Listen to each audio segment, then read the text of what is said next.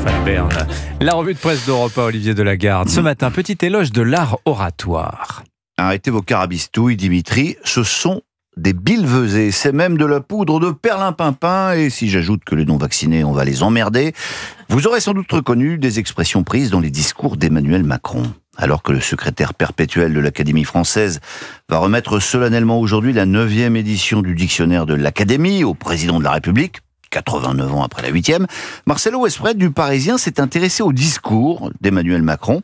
En fait, un chercheur au CNRS vient de publier un bouquin sur le sujet, d'où il ressort que, de tous les présidents, à l'exception de Pompidou, Macron est celui qui utilise le plus de mots différents.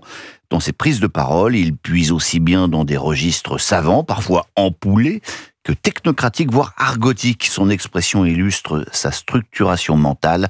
Il procède par incidents oratoires. Tiens, intéressant. Tout cela vous amène à nous parler du discours qu'Emmanuel Macron prononcera justement à l'occasion de la réouverture de Notre-Dame. Parce qu'on a frôlé, si ce n'est la catastrophe, en tout cas une forme de communication excommunication. Mais non, la messe est dite, écrit Jean-Marie Guénois du Figaro. Et elle se fera à l'extérieur de la cathédrale. Comprenez la grand-messe politique qu'a imaginé l'Élysée pour que les lumières divines éclairent tout autant les vitraux que la personne de notre président. Un temps, Macron avait envisagé de s'exprimer à l'intérieur de la cathédrale, ce qui avait provoqué une levée de boucliers tant chez les catholiques que chez les laïcards, de l'art de se mettre tout le monde à dos, car le génie de la polémique, c'est Bibi. L'Élysée a donc cédé, Olivier ? En apparence, mais en apparence seulement. Et c'est François-Xavier Bourmeau, à la une de l'Opinion, qui a compris la carabistouille macronienne. Certes, le 7 décembre, le président s'exprimera donc à l'extérieur de Notre-Dame, mais du coup, il a prévu une dernière visite de chantier le 29 novembre. Enfin, visite de chantier, on attend plus de 2000 invités et des caméras de télévision, et comme la cathédrale n'aura alors pas encore retrouvé sa vocation religieuse, Macron pourra s'exprimer sous la nef, urbi et orbi, à la ville et au monde. Bref, faites-le sortir par le portail, Macron rentre par un vitrail. Mais c'est que cette réouverture de Notre-Dame est très importante pour lui. Il compte bien avec cet événement se replacer sur le devant de la scène, tout près de l'autel, alors que la dissolution manquée l'a relégué au fond de l'église, derrière un pilier. La cérémonie du 7 décembre sera retransmise en mondiovision, nous apprend Louis Osalter du Figaro. Si le pape a décidé de bouder l'événement, la présence de chefs d'État étrangers est annoncée. Rumeur sur une possible présence de Donald Trump. En fait, cette journée est préparée comme une cérémonie des JO bis, explique le journal. Aux dernières nouvelles, ni Thomas Joly ni Philippe Catherine n'ont été sollicités pour en régler la chorégraphie. Mais on va terminer loin de Notre-Dame sur un slow patin. Serge Gainsbourg, Jane Birkin, 1969.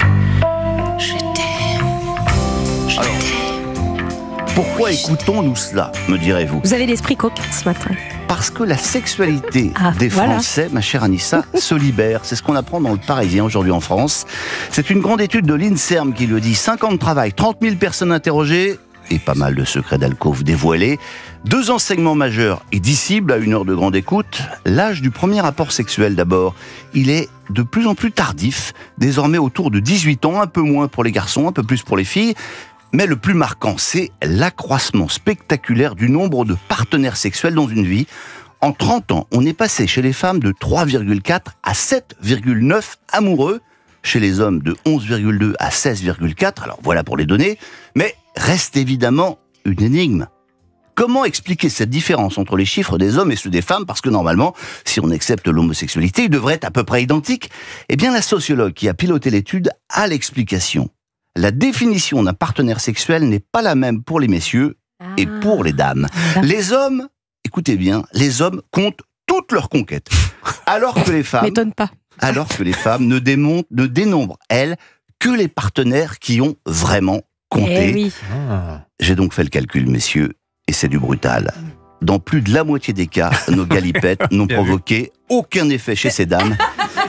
Et ce ne sont malheureusement pas des billevesées. Ni des carabistouilles.